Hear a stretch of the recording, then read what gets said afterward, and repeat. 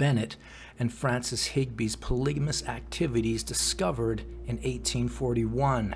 Dr. John C. Bennett arrived at Nauvoo in September of 1840 and did much to help the saints in their time of desperate need. It was through his efforts that a city charter was obtained, and the Nauvoo Legion and the Nauvoo Municipal Court were organized and functioned so quickly and so well. He took such an active part in church affairs that he soon became a temporary member of the First Presidency in the place of Sidney Rigdon, who was ill.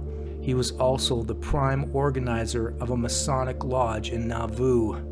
The Nauvoo Lodge soon mushroomed into the largest one in the state, which caused members of other lodges to be jealous, bringing more persecution upon the saints. With all the successes and talents, it seemed too many that the doctor would become one of the most valuable members of the church's leadership. But alas, there was a dark side to his personality, his polygamous nature and philosophy, which he kept carefully hidden until it unexpectedly came to light in the summer of 1841, less than a year after he arrived at Nauvoo. News of Bennett's baptism brought a warning. The Times and Seasons for January 15, 1841, announced Bennett's baptism into the church. The news spread quickly. Bennett was widely known, for he had lived in several states and not less than 20 towns. He had been a prominent person in and about colleges and universities. Some individuals, especially those in Ohio, had a special interest in him because he had married Mary Baker, the daughter of Colonel Joseph Baker of Marietta, Ohio, one of the foremost citizens of the area. Some newspapers responded to the news of Bennett's baptism by questioning his motives for being baptized.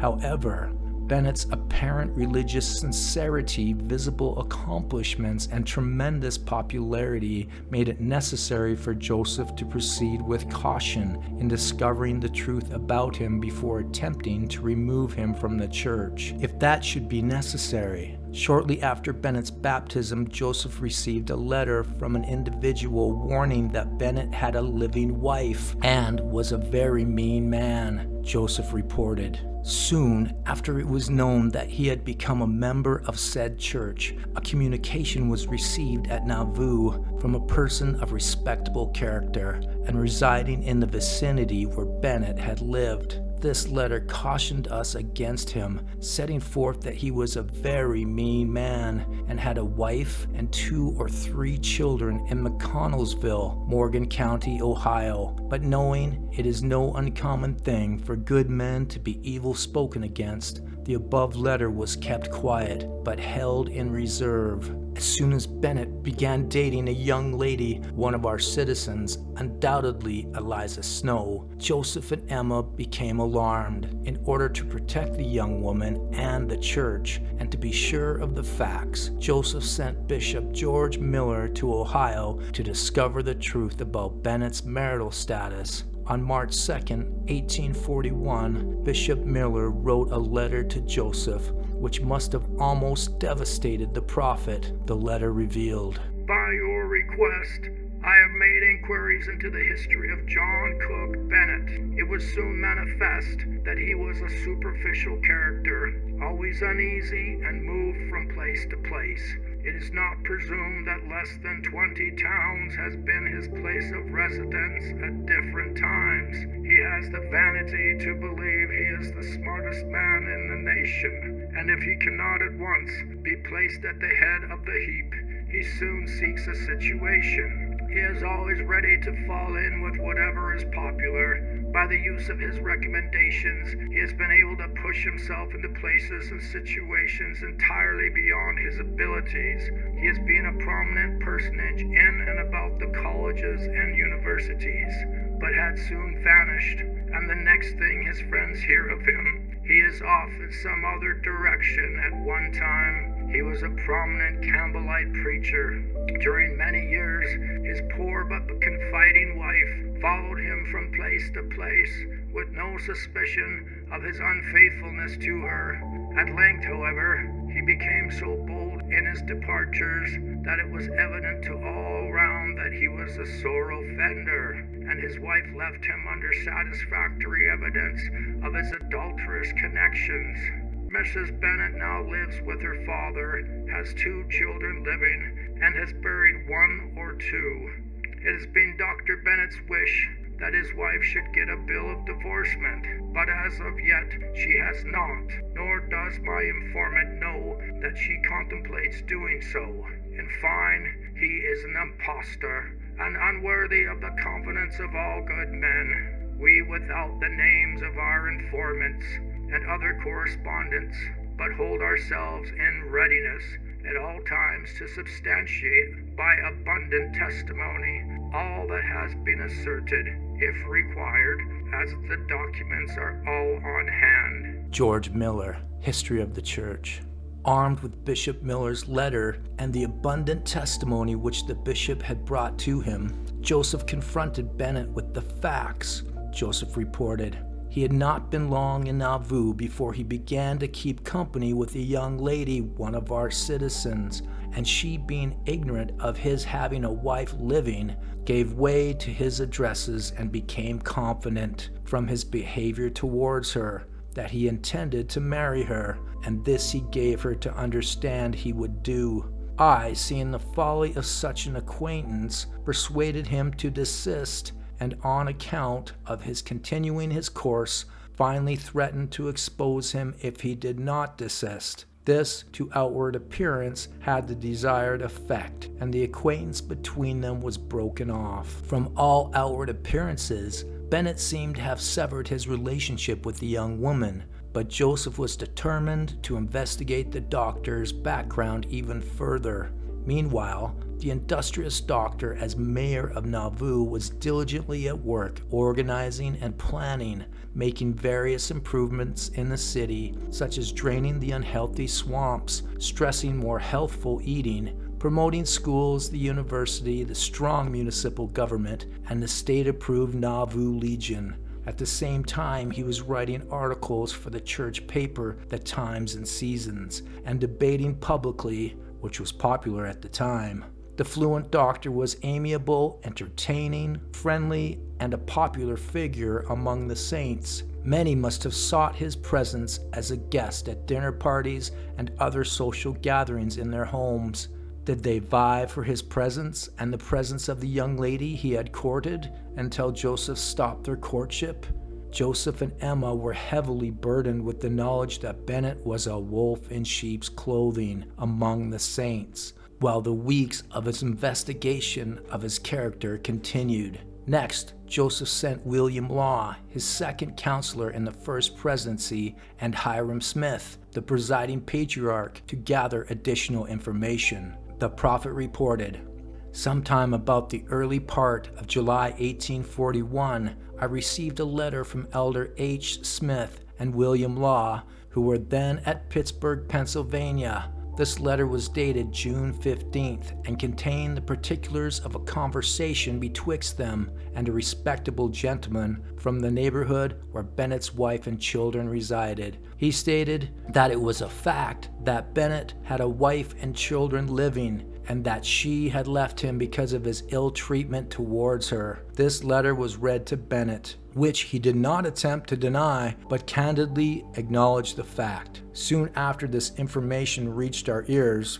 Dr. Bennett made an attempt at suicide by taking poison, but he being discovered before it had taken effect and the proper antidotes being administered, he again recovered. But he very much resisted when an attempt was made to save him. The public impression was that he was so much ashamed of his base and wicked conduct that he had recourse to the above deed to escape the censures of an indignant community. Francis Higbee became Bennett's prodigy in sin.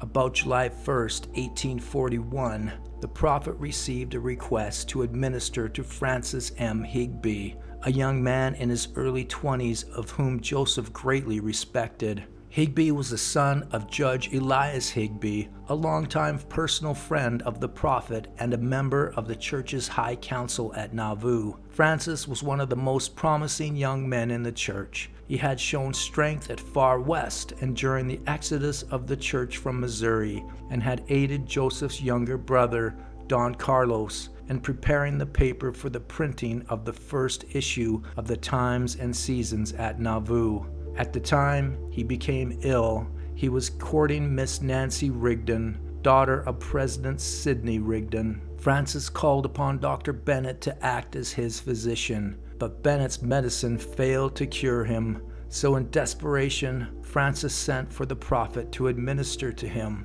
Joseph was horrified at what he found. Joseph later testified under oath in civil court that when he went to administer, he discovered that Francis was suffering from a venereal disease. Joseph stated, "I must tell the story in its true light under oath. Then I can be forever set free. The peace of myself, my family, my happiness, and the happiness of this city depend upon it. I want to testify of what occurred a long time before John C. Bennett left this city. I was called on to visit Francis M. Higbee. I went and found him on a bed on the floor." Joseph continued to testify about the immorality of Higbee, Bennett, and their associates. Joseph's testimony was so graphic that Apostle John Taylor, the editor of the Times and Seasons, felt it was unwise to print it. The editor explained, "Here follows testimony which is too indelicate for the public eye or ear, and we would here remark that so revolting, corrupt, and disgusting has been the conduct of most of this clique that we feel to dread having anything to do with the publication of their trials.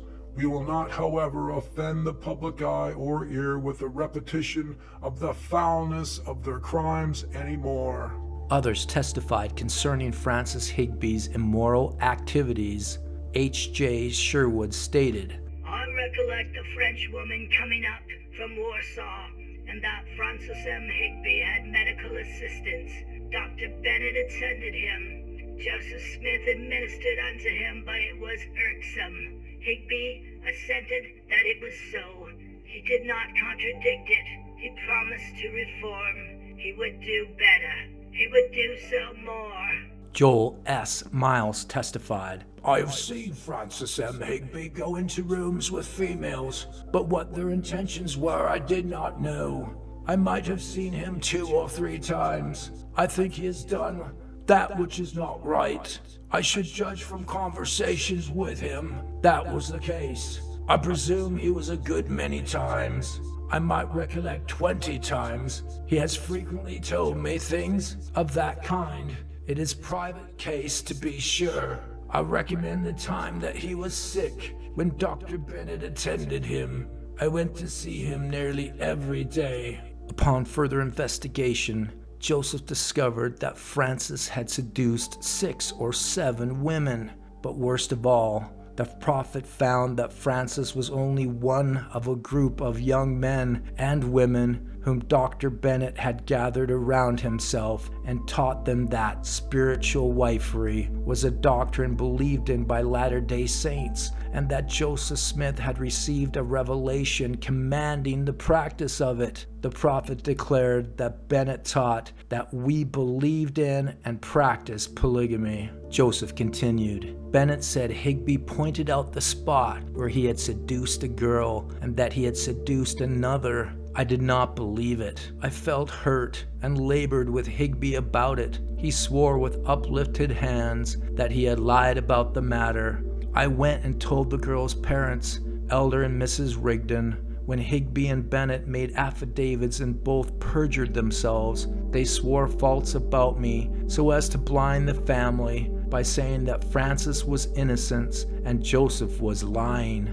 I brought Francis M. Higbee before Brigham Young, Hiram Smith, and others. Bennett was present. When they both acknowledged that they had done these things and asked us to forgive them, I got vexed. My feelings had been hurt. Higbee had been guilty of adulterous communication, perjury, which I am able to prove by men who heard them confess. Bennett, in his eagerness to distance himself from Higbee's illness, told Joseph in detail about Higbee's seduction of several young ladies, including Nancy Rigdon. The involvement of the two young people from the Rigdon and Higbee families was a severe blow to the prophet. To have a devoted young man like Francis, who had a wonderful future in the church and prospects of marrying a daughter of a member of the presidency, toss it away in the manner Bennett described, seemed out of character to Joseph. The prophet reported Higbee's case at once to the proper church authorities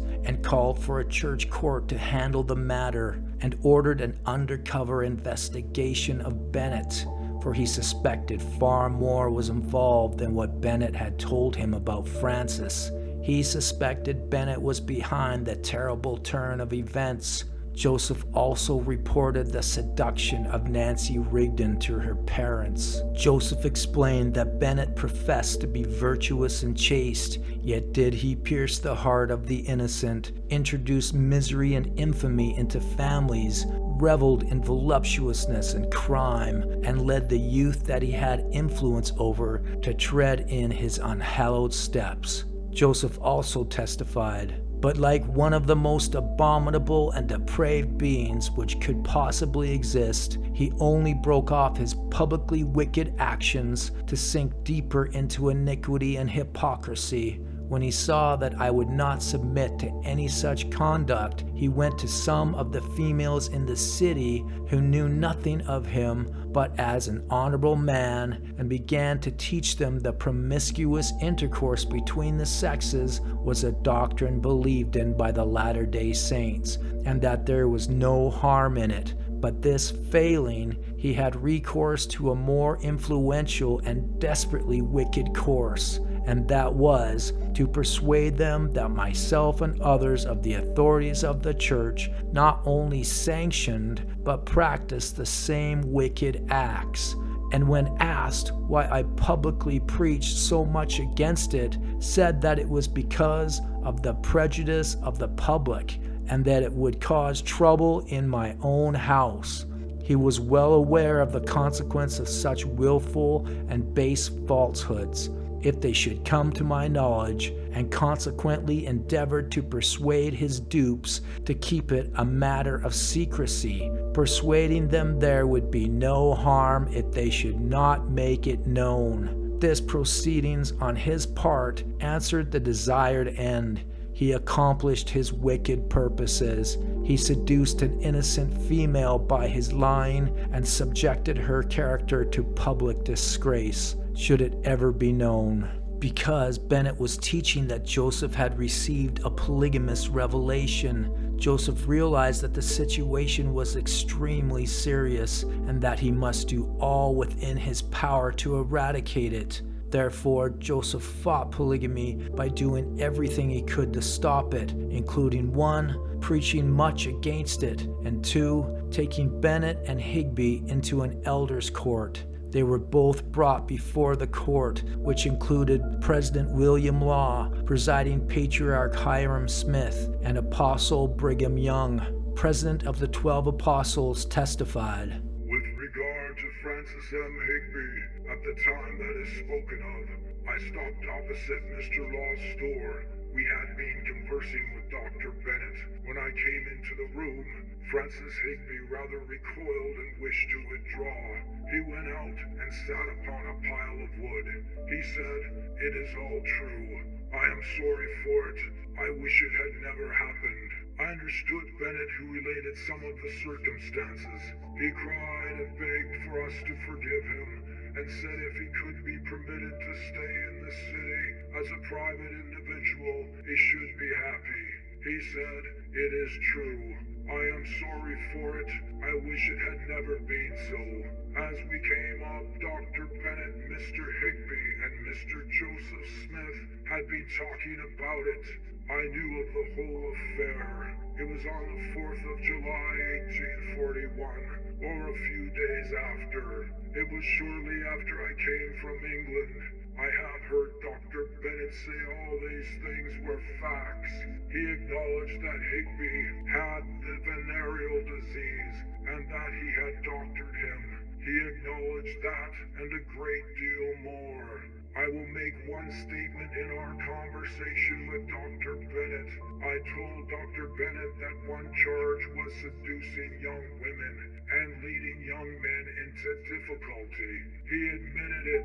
If he had let young men and women alone, it would have been better for him. Hiram Smith testified concerning Higbee's case. Francis M. Higbee acknowledged that it was the truth, that he was sorry and had been 1,000 times. He acknowledged his connection with the woman on the hill. I did think he was with Dr. Bennett at the time. The statement of Bennett was that he was guilty. He was sorry and asked forgiveness. He said he had seduced 6 or 7 women. He acknowledged it and said if he was forgiven, he would not be guilty anymore. Francis said he knew it was true. He was sorry and had been 100 times. Francis did not say anything about his sickness, but Dr. Bennett made those observations to him. Joseph, that he had doctored him in the time of his sickness. He, Francis, said he should not have been seduced if it had not been for Dr. Bennett. When charged with them, Francis said they were true, that they were alleged 100 times. He said, I will alter, I will save my character. The results of the 1841 trial of Bennett and Higbee. John Bennett and Francis Higbee were tried before the elders' court and were found guilty. They confessed and both begged for forgiveness. Joseph described Bennett's seeming repentance in these words.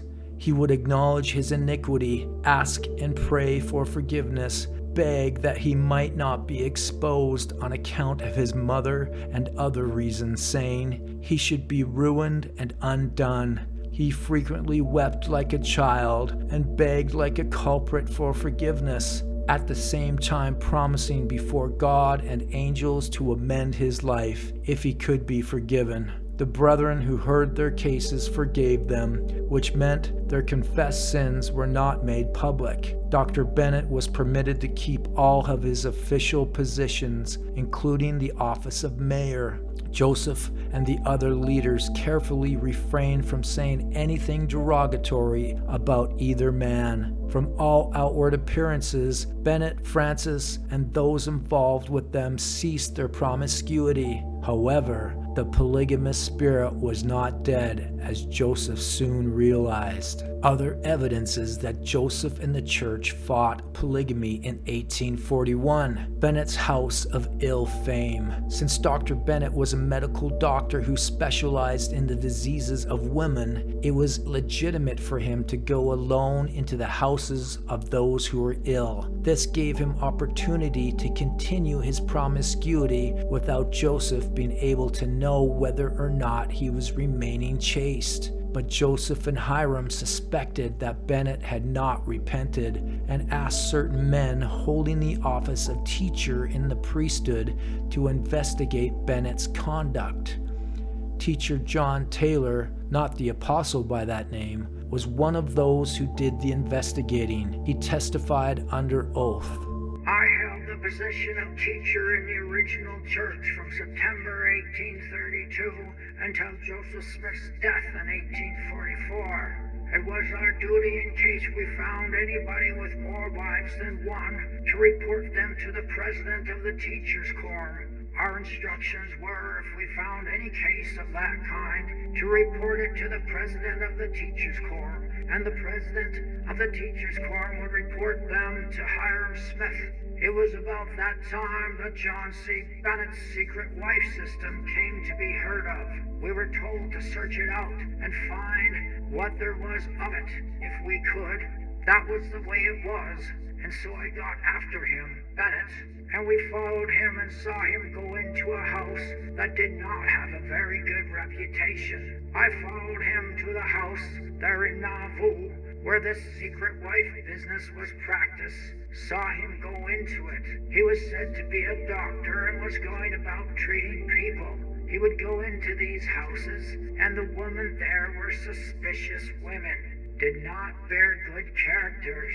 I heard about his doing this, and I went around to watch him and see if I could catch him going there. And one evening I traced him and saw him go right into the house. During the time that I was a teacher from 1832 up to 1844, there was no rule or law of the original church that permitted the practice or principle of polygamy. It is important to remember that Hyrum Smith directed the teachers to investigate and report any man who might be found to have more wives than one, and also that teacher Taylor testified that there was no rule of law that permitted the practice of polygamy up to 1844, while Joseph and Hyrum were alive. Joseph made it a point to tell the saints gathered for the fall conference of 1841 that he had only one wife. Joseph's statement was published by the 12, with Brigham Young's name appearing first on the list of apostles who signed the document. When it is realized that Joseph was at that time being charged with polygamy, the prophet's statement takes on new meaning. Brigham and the other apostles reported, When Brother Joseph stated to the General Conference the amount and situation of the property of the church, of which he is trustee in trust by the united voice of the church, he also stated the amount of his own possessions on earth. And what do you think it was? We will tell you. His old Charlie horse, given him in Kirtland, 2 pet deer, 2 old turkeys, and 4 young ones. The old cow given him by a brother in Missouri, his old major dog, his wife, children, and a little household furniture. And this is the amount of the great possessions of that man whom God has called to lead his people in these last days. This the sum total. polygamy was not practiced by the church in 1841. In order to stress that the church was not in favor of polygamy, an article from the St. Louis, Missouri Atlas was published in the Times and Seasons. It read, "An intelligent friend who called upon us this morning has just returned from a visit to Nauvoo and the Mormons. He believes, just as we do, that they have been grossly misunderstood and shamefully libeled. It is a faith which they say encourages no vice, no immorality, nor departure from established laws and usages, neither polygamy, nor promiscuous intercourse, nor community of property." Joseph preached against polygamy. The records show that throughout the year 1841, Joseph made a valiant fight against the encroachment of polygamy into the church. Let it be remembered that Bennett even stated that Joseph preached much against it. Where are the records of the many sermons which the prophet preached against polygamy in 1841 and 1842? Were his sermons recorded by church clerks? Do they exist in the LDS Church archives in Salt Lake City, Utah? If the missing sermons do exist and are published in the future, they will denounce polygamy and further vindicate the prophet. His missing sermons would give still more evidence that the prophet was and still is a victim of an insidious conspiracy to attach his name to a doctrine which he abhorred and vigorously opposed.